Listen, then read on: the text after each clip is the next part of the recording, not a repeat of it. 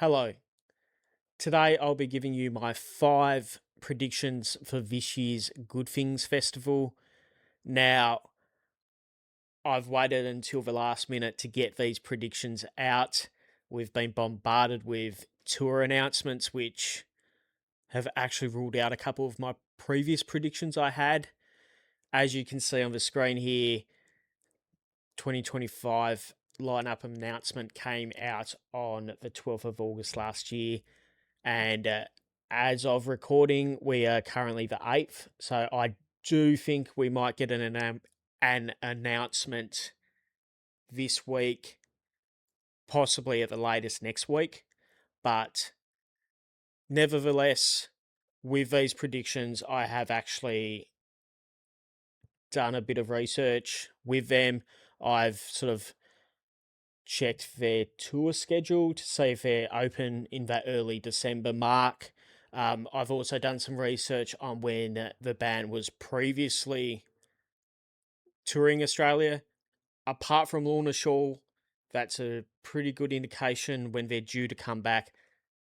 As you would be aware, Lorna Shaw came down in February last year and also backed it up with Good Things in December, which I don't think's really common. And if a band's been here this year, I'm sort of just ruling them out. I think that's really uncommon. They did, of course, have a new album drop, which probably changed their plans. And not to mention, they also sold out that February tour in Australia. So, yeah, so I've done a bit of research on when they've been, if their schedule's open. I've also chucked in a couple notable bands that have their schedule open as well. And I've also got 2 locks for this festival, which I do think will be there. So I'm not including them in my predictions. Now, I'll get them out of the way straight away. The first one, I believe, is Simple Plan. I think I have a really good feeling Simple Plan will be on the 2026 Good Things Festival lineup.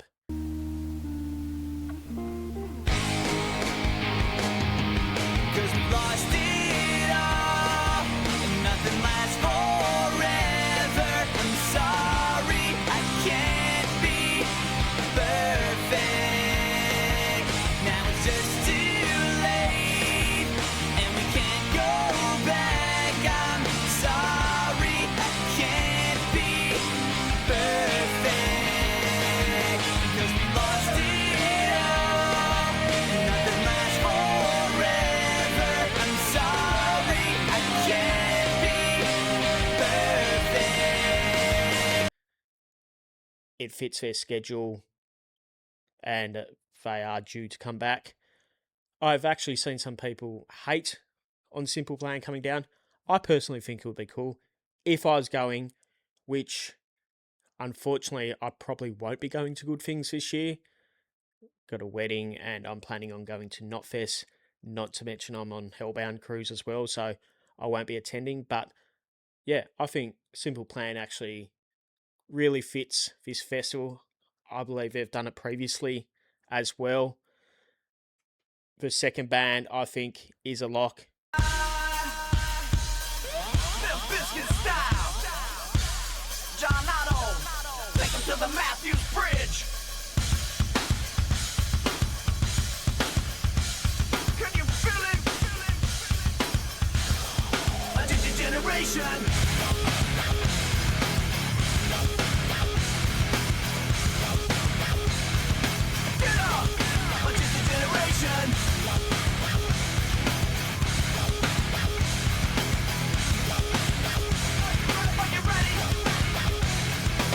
Limp Bizkit marries up with their schedule. I believe they're in Asia previous to this. And yeah, I personally don't think anyone would hate Limp Bizkit coming down. Everyone loves Limp Bizkit. There was a huge period in time where people were off Limp Bizkit. I personally always sort of liked Limp Bizkit. Like, I know they receive their hate, but yeah, they've sort of definitely got their second win, and their second win's actually really stuck around. I thought it would have been a phase, but it seems like their resurgence has been a good 4 or 5 years now. So yeah, it just seems like they're here to stay. But I think they're the second lock for me. But yeah, I don't think they can lose on that. I think if Limp Bizkit are on it, they're probably a second up on the main stage, like the second last act on the main stage. I don't think they'll be the headliner. I have included a headliner in my predictions, which there has been rumours of. Not the main rumours, but yeah. So number one off my bat of predictions is I just wanna hold the flame. Negative feedback loop. I'm spinning out of control. The sickly sweetness is crushing me. But I wanna know if there's no heat. When I escalate, the fire is cold. Let it go. This could all be yours. Feel the weight of the motor. It could all be yours. If you had the words of praise. Spiritbox. Now, Spiritbox are well overdue for a revisit to Australia.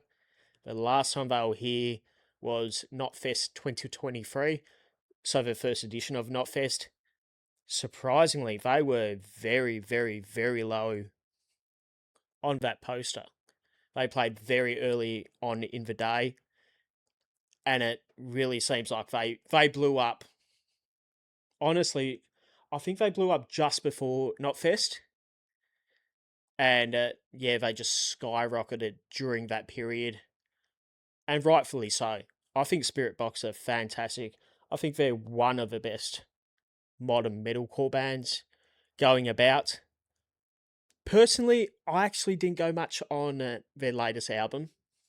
Yeah, it just didn't resonate with me. I know I'm in the minority with that. It was very high up on everyone's album of the year and songs of the year. Yeah, it just didn't hit for me. Still love Spiritbox though. I'd love to see Spiritbox. Haven't had a chance to see them. It marries up with their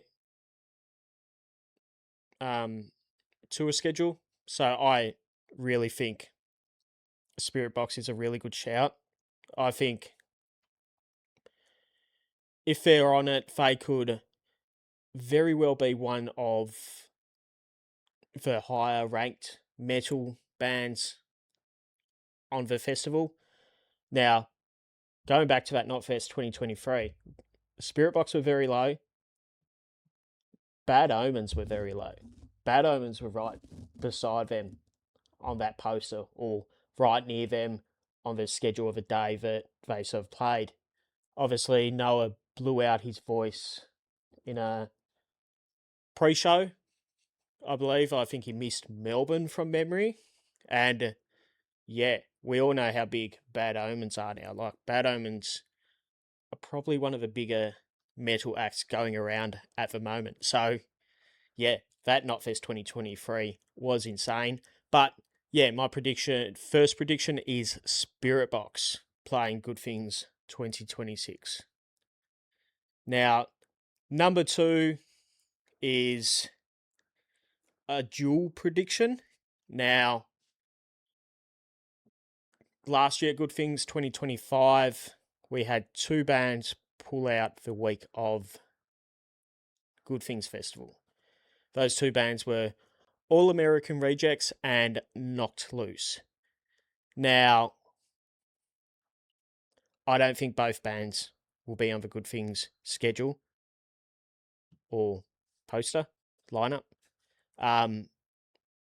It actually, surprisingly enough, marries up that they both have gaps in their tour schedule to play Good Things if they wanted to. I just don't think both will come back for it. Obviously, if I had my wish from All American Rejects or Knock Loose, it would be Knocked Loose. But yeah, I think either one of them will actually sort of repay the favour and come back and play Good Things this year. I do believe one of them will. Now, going back a bit into my research, I sort of have a theory that, and I have done a bit of research into it, that bands that play Download Festival UK generally have a fairly solid chance of playing Good Things Festival. All American Rejects played this Download Festival just gone. Several bands did last year as well. So I think, yeah, personally, I'd prefer Knock Loose. I think we might get an All American Rejects at Good Things Festival, but it could be either one. So that's my second prediction for Good Things 2026. Now, going on to my third prediction. My third prediction for Good Things Festival, they recently had an album release, and I've actually liked quite a few songs from that album. We have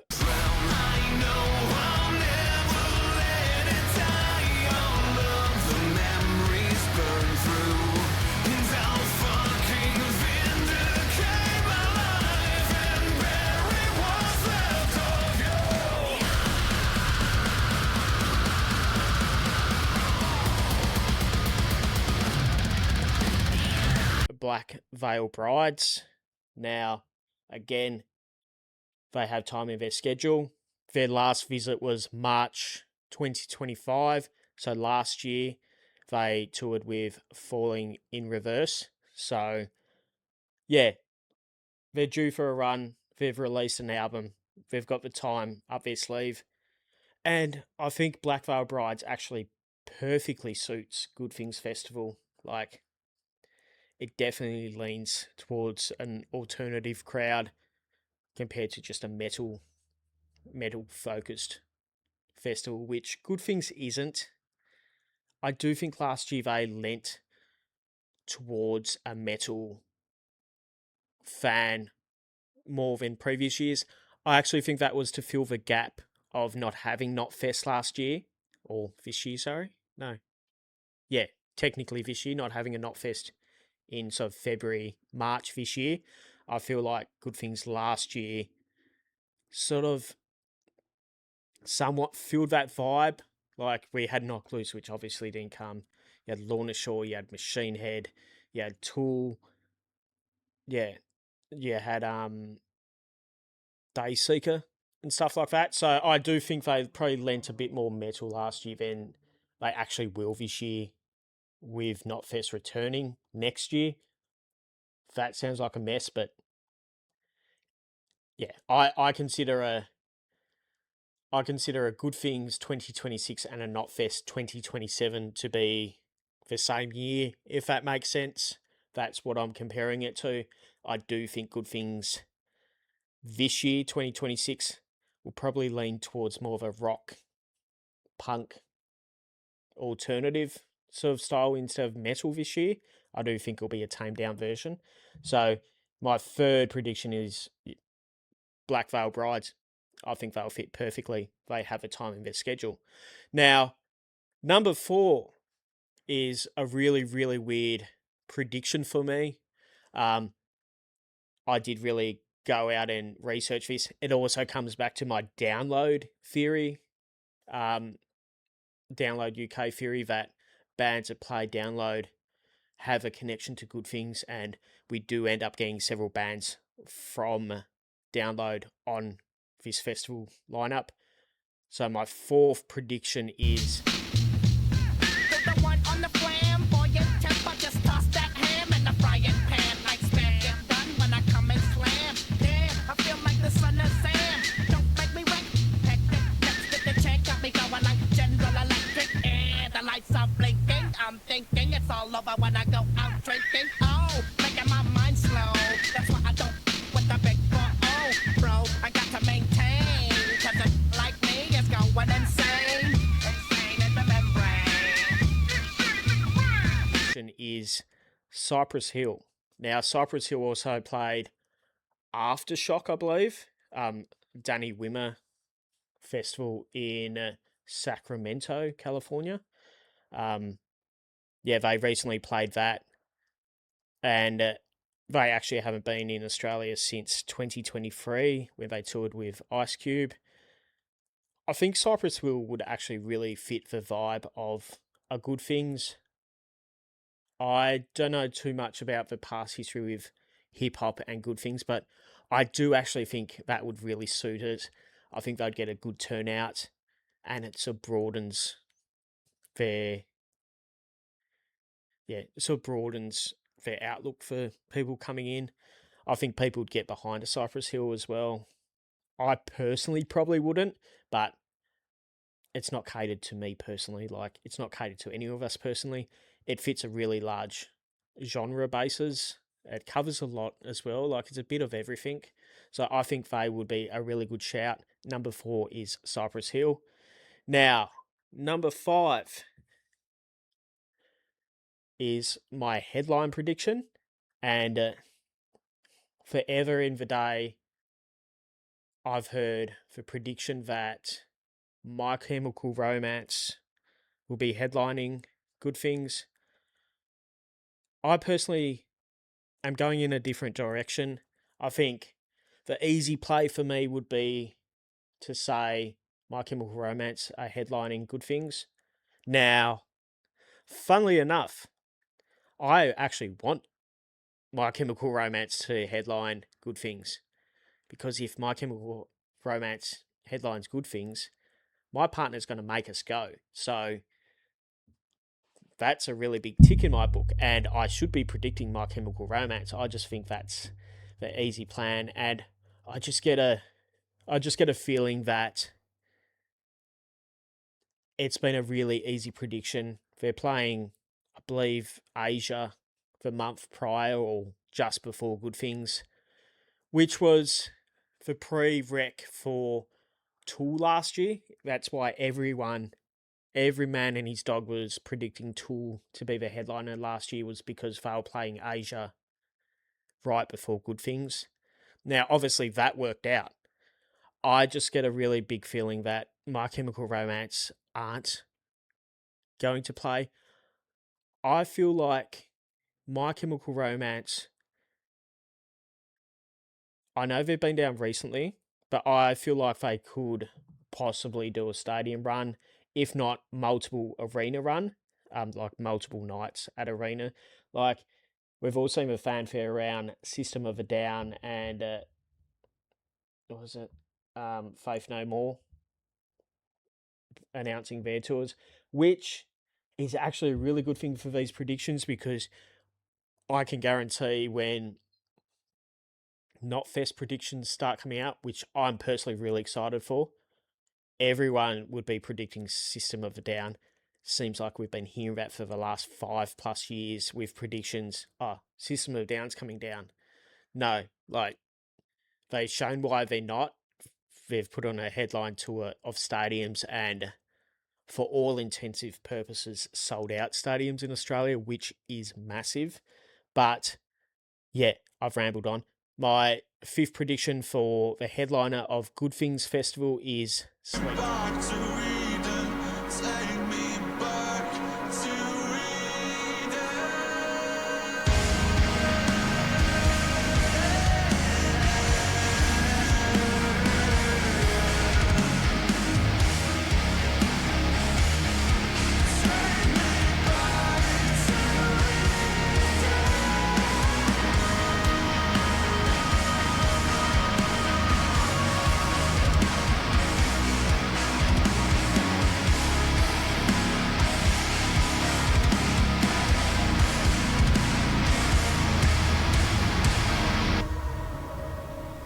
Sleep Token. I really think Sleep Token will headline Good Things this year.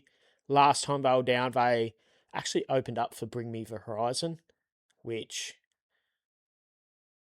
I think they honestly, I know how big Sleep Token are. I know how dedicated their fans are. They probably should still open up for Bring Me Horizon. I think Bring Me the Horizon are the biggest metal band at this present time. I really feel that. That might be biased. I personally don't like Sleep Token. I don't hate Sleep Token. I don't get their music, which is fine. I don't need to get their music. If you enjoy Sleep Token, awesome. I'm so happy for you. I don't hate on Sleep Token fans. I'm just not a fan. Like, I'm not.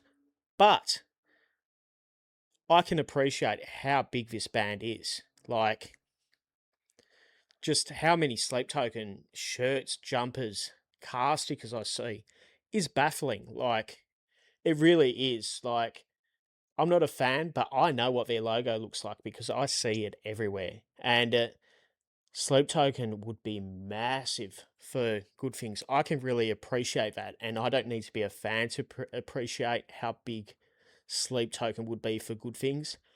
They would sell out. I actually believe if Sleep Token headline good things, I think they'll actually sell out cities this year, which they didn't do last year with Tool. I don't know. I believe they have sold it out before. I know they've sold out Not Fests before, but I do think, generally believe they would sell out good things cities. So I don't think they'd sell out all three, but I do think they'd sell one or two cities out if Sleep Token played good things this year. And the crowd would be enormous. I'd actually really feel sorry for the band playing on stage 3 or 4 with Sleep Token finishing out the night. I think that would actually be pretty harsh. I think a good 90% would be at the Sleep Token stage.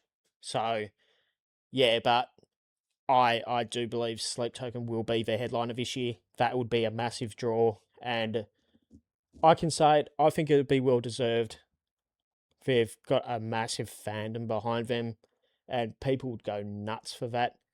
They have also they headlined Download, not this year, but last year, which sort of fits into my theory of Download Festival being closely linked to good things. Now, going on to my notable mentions and also my overarching prediction, which I've sort of already given away, is that I think 2026 will not be as heavy as previous editions with Notfest returning. I've sort of gone into that. I think 2025, good things catered towards the metalhead more than it had previous years. But with Notfest coming back, I think he'll probably swing the other way and go towards more of a pop, punk, rock sort of element. And a Sleep Token, I know there's that debate whether Sleep Token's metal or not, but you can't deny that they probably have more fans outside of metal than within metal. So, sort of fits that prediction. Now, some of my notable mentions is Slaughter to Prevail. I think we always generally get a deathcore act within good things. I know Slaughter has played it previously, or they played Notfest. I'm really bad at mixing the two up, but I do think, and they are available, I do think for the deathcore side, we'll either get a Slaughter to Prevail or a Shadow of Intent. I've checked the schedule for Chris, I believe his name is, with Shadow of Intent and Currents. Can't believe I'm forgetting his name. But both schedules are free, so it could very well be Shadow of Intent. And they are well overdue for coming back to Australia. I thought they might have been really close to touring with Lorna Shore and Whitechapel, because it was basically Lorna Shore, Whitechapel, and Shadow of Intent that done the European tour last year, which I thought was a crazy lineup. So, out of Slaughter to Prevail and Shadow of Intent, I'd actually probably lean towards Shadow of Intent a bit more, for being on the Good Things lineup to fill that deathcore slot. The other ones I've got are Boundaries. I think Boundaries are a really, really good shout. I personally think Boundaries' new album is album of the year so far. It definitely is for me so far. Um, yeah, it'll be interesting so far on Good Things. I think if they're not on Good Things, you probably can lock them in being on a Not Fest lineup. I feel like they actually fit a Not Fest lineup more. I think they'd get the exposure they're probably after more so with Not Fest. And my last two predictions. Now, these two predictions are probably a bit more if Sleep Token don't sort of fulfill the headlining act, which I think if they're on this lineup, they are the headliner. The two predictions are the annual Creed or Nickelback. Now, both schedules are open. Nickelback surprisingly have released a new song recently. They've also had a collab with Don Broco, which was excellent this year. I think that would be a big hit if they were on the lineup, as would Creed. Everyone would go crazy for Creed. Everyone loves Creed. Like, Creed would actually really suit this lineup. I still think it's Sleep Token. Now, I haven't mentioned Bill Murray. Everyone knows Bill Murray's playing this festival, so there's no point mentioning that in this prediction video. We knew when he blurred out the poster. I'd personally love to see Bill Murray. He's really had 2 years of really big albums. Seems like a really cool dude, and again, he's genre defining. Like he'd really fit the Good Things Festival. Leave them in the comments below. Don't forget to like and subscribe.